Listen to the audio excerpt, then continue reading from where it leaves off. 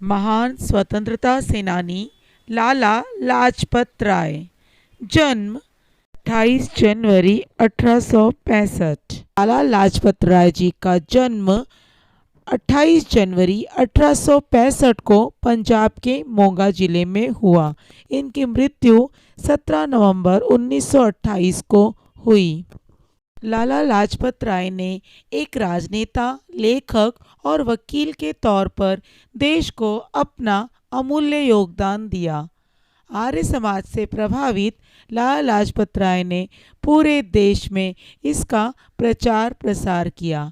स्वामी दयानंद सरस्वती के साथ जुड़कर उन्होंने पंजाब में आर्य समाज को स्थापित करने में बहुत बड़ी भूमिका निभाई। पंजाब में उनके कामों की वजह से उन्हें पंजाब केसरी की उपाधि मिली। उन्हें पंजाब केसरी यानी पंजाब का शेर कहते थे, क्योंकि पंजाब में उनका कहा गया वाक्य पत्थर की लकीर होता था। क्या आप जानते हैं, पंजाब नेशनल बैंक यह भारत की पहली स्वदेशी बैंक है और इस बैंक की नींव रखी थी लाला लाजपत राय जी ने, और इसीलिए भारत की पहली स्वदेशी बैंक की स्थापना का श्रेय लाला लाजपत राय जी को जाता है। देश भर में जो भी डीएवी के नाम से जिन स्कूलों को हम देखते हैं, उनके अस्तित्व का कारण भी लाला लाजपत राय जी ही हैं। जानते हैं लाल बाल पाल इस त्रिमूर्ति के बारे में।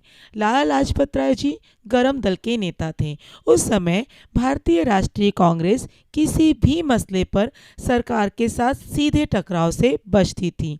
लाला लाजपत राय ने महाराष्ट्र के लोकमान्य बाल गंगाधर तिलक तथा बंगाल के बिपिन चंद्र पाल के साथ मिलकर कांग्रेस में गरम दल की मौजूदगी दर्ज कराई।